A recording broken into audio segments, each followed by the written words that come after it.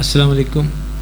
آج ہم نوجوانوں کے بارے میں ڈسکس کریں گے کہ ہماری جو یوتھ ہے اور ہماری جو نوجوان نسل ہے وہ اس کی جو اچیومنٹس ہیں اور جو نوجوان نسل کے جو مسائل ہیں ان کے جو پرابلمز ہیں یا ہماری یوتھ میں ڈپریشن آ رہا ہے. بہت زیادہ ڈپریشن ہے, انگزائٹی ہے, تھوڑا سا بیہیورل ڈس آرڈرز آ رہے ہیں یوتھ میں. پلس جو ہماری جو یوتھ ہے وہ ڈرگز کے بارے میں اور منشیات کے بارے میں اور اس قسم کی جو ان کے ساتھ ہے جو پرابلمس ہیں فیس کر رہے ہیں اس کے بارے میں تھوڑا سا ڈسکس کرتے ہیں. تو سب سے پہلی بات تو یہ ہم سٹارٹ کرتے ہیں اسکول لیول سے. اسکول گوئنگ جو بچے ہوتے ہیں, جو اسکول میں جو بچیاں ہوتی ہیں میٹرک تک, پرائمری اسکول, ہائی اسکول تک. تو پرائمری اسکول سے بات کرتے ہیں شروع. پرائمری اسکول لیول سے جو ہے نا پرابلم سٹارٹ ہو جاتی ہے بچوں میں. پرائمری اسکول میں جو پرابلمز جو بچے جو مین فیس کرتے ہیں جن کی وجہ سے ان کی شخصیت متاثر ہو رہی ہے, آئی تھنک کہ وہ ہمارا نظام تعلیم ہے ایسا ہے کہ ہم بچے کو رٹے کی طرف لگا دیتے ہیں کہ آپ نے یہ چیز ایسے ہی پڑھنی ہے اور آپ نے یہ چیز ایسے ہی یاد کرنی ہے جیسے ٹیچر نے بتائی ہے. جس طرح ٹیچر نے بتایا آپ نے ایگزیکٹلی اسی کو کاپی کرنا ہے. آپ نے اس جو آؤٹ لائن سے باہر نہیں نکلنا. آپ نے بچوں کو یہ ہم گائیڈ کرتے ہیں. یہاں پرابلم آتا ہے. پرابلم یہ کہ ہم بچوں کو ایک رٹا سسٹم پہ لگاتے ہیں. بیسیکلی پہلے جو 2 سال ہیں یا 3 سال ہیں نا, وہ بچوں کو ریڈنگ اور رائٹنگ سکلز بچے کے اندر پیدا کرنی چاہیے. اگر بچے کو ریڈنگ, رائٹنگ اور کاؤنٹنگ اچھے سے آتی ہے نا, مجھے یاد ہے بچپن میں یہ ہمارے دور میں پہلے 3 سال میں ریڈنگ, رائٹنگ اور کاؤنٹنگ سکلز اور یہ پلس مائنس یہ سکلز کے اوپر بڑا کام ہوتا تھا. اب بچوں کو الفابیٹس آتے نہیں ہیں. اردو میں دیکھیں اگر ہجے کر کے پڑھنا اور ہجے کر کے لکھنا اور املا لکھنا وہ بچوں کو نہیں آتی. اب بچے میں نے دیکھا کہ وہ ہائی اسکول میں پہنچ گئے ہیں لیکن ان کو اردو لکھنے نہیں آتی, اردو ان کو پڑھنی نہیں آتی. وہ ایک فوکس اسی کے اوپر ہے.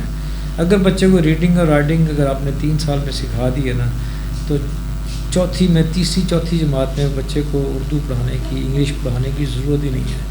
اس میں اپنے ریڈنگ رائٹنگ سکلز ڈیولپ کر دی ہیں. اب بچہ خود ہی بکس پڑھنا شروع ہو جائے گا, وہ لٹریچر پڑھنا شروع ہو جائے گا, وہ بچہ خود ہی نیوز پیپر پڑھنا شروع ہو جائے گا. یہ جو پہلا جو برڈن ہم بچے پہ ڈالتے ہیں وہ بیچارہ جو ہے یہیں سے ڈم ہونا شروع ہوتا ہے. نیکسٹ لیول پہ آ جائیں, ہائی اسکول لیول میں. ہائی اسکول لیول میں پرائمری کے بعد ایک اور طرح کا پرابلم آتا ہے بچوں کے ساتھ. بچے میں نے دیکھا کہ بچیاں ہیں, بچے ہیں, وہ شدید ڈپریشن میں آتے ہیں اور بالکل بہت پریشان ہوتے ہیں. کیا ہے جی کہ وہ گریڈس, آپ کی پرسنٹیج, آپ کے مارکس 90% ہونے چاہیے جی, 99% ہونے چاہیے, 99.5% ہونے چاہیے. تو یہ پرسنٹیج کے پیچھے بڑے بڑے ذہین بچے ہوتے ہیں, بڑے بڑے انٹیلیجنٹ بچے ہوتے ہیں, لیکن وہ بیچارے اتنے پریشان ہیں. کئی لٹرلی کئی رو رہے ہوتے ہیں, کئی بیچارے گمسم ہوتے ہیں. کئی بچے ایسے ہوتے ہیں جو کہتے ہیں کہ ہم پڑھائی چھوڑ دیتے ہیں. کئی بچے جو ہے نا سویئر ڈپریشن میں رو رہے ہوتے ہیں. کیا کئی بچوں سے بات ہی نہیں ہو رہی ہوتی. کیوں؟ والدین کی طرف سے پریشر ہوتا ہے کہ جی آپ کا وہ فلاں بچہ جو ہے نا اس نے 96% لیے, آپ نے 95% لے لیے ہیں, 1% آپ کا کام کیوں ہو گیا. یہی حال ٹیچرس کا بھی ہے, اسکول میں بھی یہی بچے کے اوپر مصیبت طاری ہوتی ہے.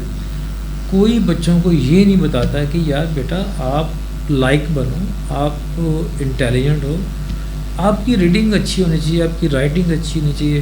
اچھا جو آپ چیز پڑھتے ہو آپ جسٹ ایک ریڈنگ دو اور اس کے بعد آپ اس کو اپنے آپ کو لکھو, ایویلیویٹ کرو اپنے آپ کو کہ یہ جو میں نے ایک ٹاپک پڑھا ہے اور آیا یہ میں اس کو ریپروڈیوس کر سکتا ہوں, اپنی لینگویج میں ریپروڈیوس کریں. لیکن وہ کہتے ہیں نہیں, جو کتاب میں لکھا ہوا ہے جہاں فل اسٹاپ ہے, جہاں کام ہے, جہاں اگر ایک لائن میں 3 ورڈ سینٹینس ہیں تو اگلی لائن میں 2 سینٹینس ہیں, تو وہ آپ نے بھی ویسے ہی لکھنے ہیں.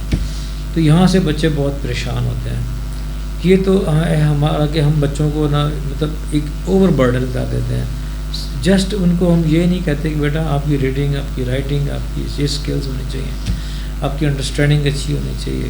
بچہ خود بخود لائق ہوتا ہے. اگلا پرابلم ہے کالج میں. کالج میں ہی ہوتا ہے جس کی وجہ سے بچے جو ہے نا تھوڑے سے ہمارے ان کا جو بیہیورل ڈس آرڈر آتا ہے کالج کے اندر جا کے ایک دم سے.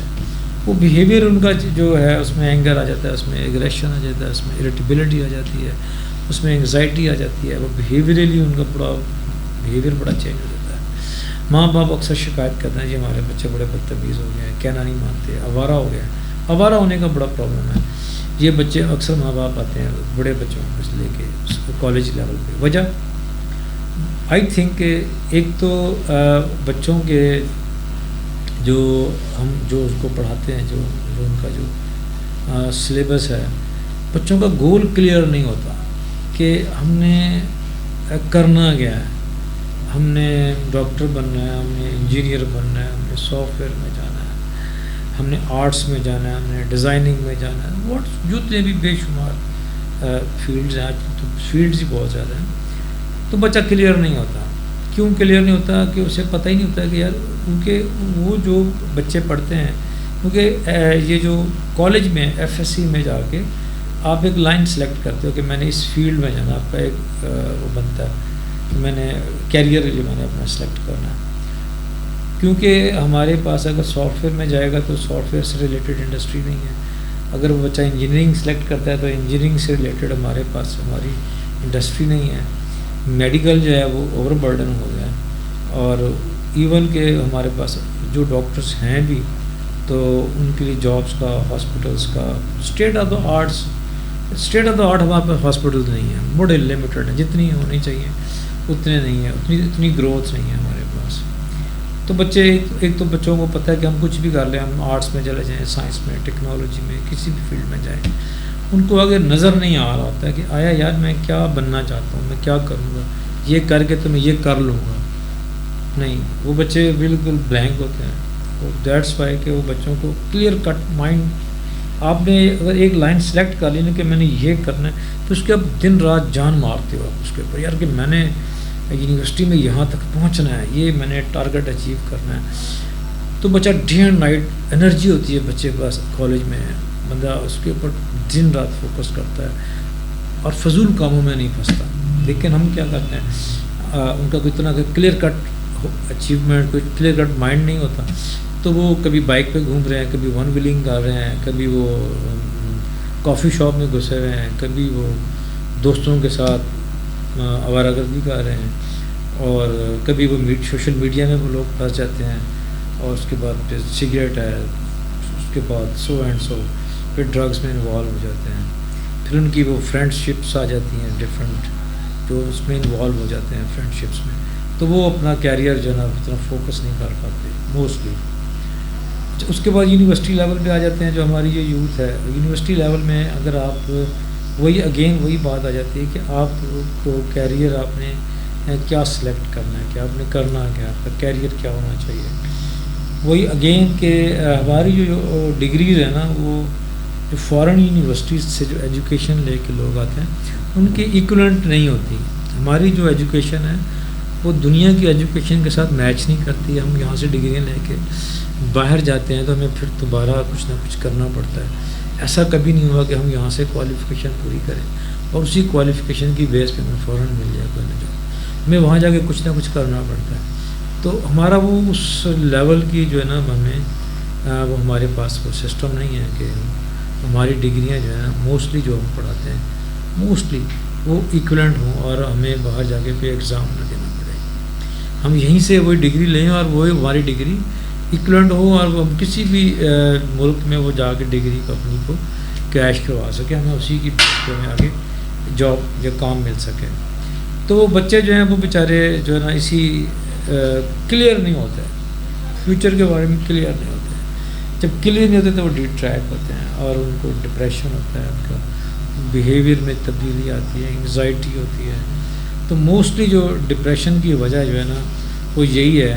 اور اس میں پیرنٹس اسپیشلی جو ہے نا وہ اپنے بچوں کو گائیڈ کر سکتے ہیں, اپنے بچوں کو ایک راستے پہ رکھ سکتے ہیں. وہ بچے کو اپنے بچے کو فوکس اس بات پہ کریں کہ بچہ جو ہے نا وہ اوبیڈینٹ ہو اور اس کو ایک لائن دیں کہ بیٹا آپ نے اس کام پہ لگنا ہے. اسپورٹس نہیں ہے ہمارے پاس اتنے، ہمارے اسکولوں کالجوں میں اسٹیڈیمز نہیں ہیں، اسپورٹس گراؤنڈز نہیں ہیں. پھر ہمارے بچے لٹریچر میں نہیں آ رہے ہیں، مطلب جس طرح پہلے ایک لٹریچر ہوتا تھا، بچے کہانیاں پڑھتے تھے، ناول، پوئٹری میں. اب وہ بچوں کا وہ ٹرینڈ نہیں رہا.